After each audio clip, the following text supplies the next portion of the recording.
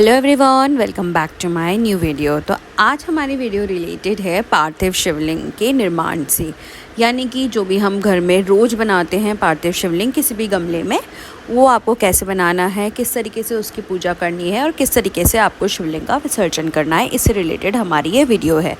तो चलिए फिर शुरू करते हैं।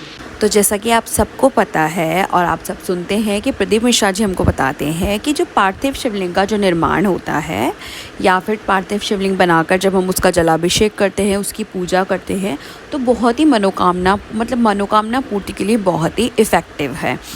तो अगर आपके घर में शिवलिंग है, आप रोज़ शिवालय जा रहे हैं या फिर आप शिवालय नहीं जा पाते हैं या आपके घर में शिवलिंग नहीं है, तो ये सबसे बेस्ट तरीका है सावन में शिव जी को प्रसन्न करने का। तो इसके लिए सबसे पहले तो आपको शुद्ध गमले की मिट्टी ले लेनी है।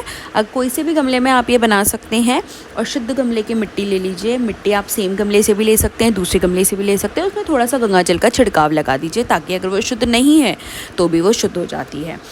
और आपको क्या करना है, कुछ भी नहीं, आपको सिर्फ लिंग का निर्माण करना है। लिंग का निर्माण करने के बाद आपको जो गमला है उसके अंदर वो लिंग स्थापित कर देना है। फिर आपको उस पर जल चढ़ाना है। जल आपको 3 बार चढ़ाना होता है। मतलब पहले आप जल चढ़ा देंगे, फिर आप दूध चढ़ाएंगे, दही चढ़ाएंगे, शक्कर चढ़ाएंगे, शहद चढ़ाएंगे, घी चढ़ाएंगे या फिर आप पंचामृत से भी चढ़ा सकते हैं। तो सबसे पहले आप जल चढ़ाएंगे, फिर उसके बाद आप पंचामृत चढ़ाएंगे या फिर आप इन चीज़ों को अलग अलग भी चढ़ा सकते हैं और उसके बाद आप फिर से जल चढ़ाएंगे। तो इस तरीके से हम शिवलिंग का 3 बार अभिषेक करते हैं, 1 बार जल से, 1 बार पंचामृत से और फिर उसके बाद वापस से हम किससे करते हैं, जल से अभिषेक करते हैं। इसके बाद हम शिव जी को चंदन से तिलक लगाएंगे। अगर आपने बड़ा शिवलिंग निर्माण किया है तो आप त्रिपुंड लगा सकते हैं, नहीं तो आप चंदन से तिलक लगा दीजिए आपके शिवलिंग के ऊपर। वस्त्र रूपी कलावा चढ़ाएंगे।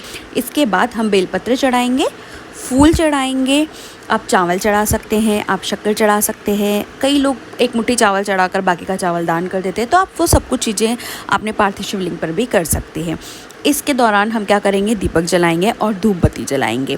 दीपक जला लिया हमने, सब जला लिया, दक्षिणा चढ़ा देंगे और कोई सी भी भोग स्वरूप आप फल चढ़ा दीजिए। अगर आपके पास फल नहीं है तो आप शक्कर का भोग लगा दीजिए, दाग का भोग लगा दीजिए और नहीं तो आप मौसमी फल का या ऋतु फल का भोग लगा दीजिए। आपके पास आकड़ा, धतूरा, भांग के पत्ते या फिर आपके पास धतूरा है तो आप इन सबको भी शिवलिंग पर चढ़ा दीजिए। और अगर नहीं है तो आप साधारण सी पूजा कर लीजिए। अगर दूध भी नहीं है तो आप सिर्फ जल ही चढ़ा दीजिए। सिंपल सी पूजा भी आप कर सकते हैं। इन सबको करने के बाद हम आरती कर देंगे।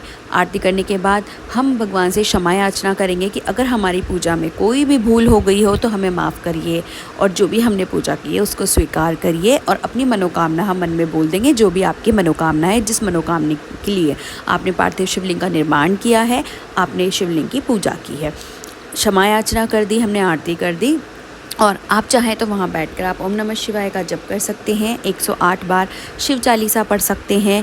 आपकी इच्छा हो 3 बार पढ़ सकते हैं, आपकी इच्छा हो 1 बार पढ़ सकते हैं। और ओम नमः शिवाय का या फिर श्री शिवाय नमस्तुभ्यम का, दोनों में से किसी का भी, महामृत्युंजय मंत्र का, आप जिसका भी चाहे वहाँ बैठकर जप कर सकते हैं।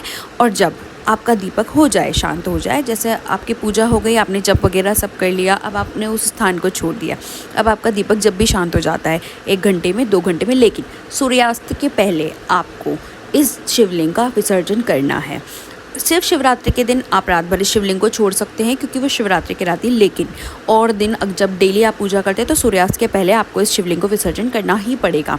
तो आप जब भी आपका दीपक शांत हो जाए 1 घंटे 2 घंटे में आप क्या कीजिए, उस गमले में पानी डाल दीजिए। यानी वैसे तो शिवलिंग का, इतनी छोटी शिवलिंग का निर्माण कीजिए कि जब आप जल चढ़ाएं बाद में तो वो शिवलिंग ना पूरा डूब जाए। इससे क्या होगा कि वो अच्छे से विसर्जन हो जाएगा, क्योंकि बड़ा अगर आप शिवलिंग बनाएंगे तो वो विसर्जन नहीं हो पाता है, ऐसा कि ऐसा ही रह जाता है लोगों का अगले दिन तक। तो छोटा शिवलिंग बनाएं और गमले में और मतलब इतना गैप रहे कि गमला भर जाए और आपका शिवलिंग पूरा डूब जाए। तो 1 घंटे बाद आप उस पर 1 लोटा जल, 2 लोटा जल, जितना भी जल डाल सके उतना डाल दीजिए और वो शिवलिंग पूरा डूब जाए तो धीरे धीरे वो शिवलिंग क्या होगा, विसर्जन हो जाएगा। लेकिन आप उसको हाथ से नहीं बिगाड़े, मतलब हाथ से कुछ नहीं करें, सिर्फ जल से वो अपने आप विसर्जन होता जाएगा।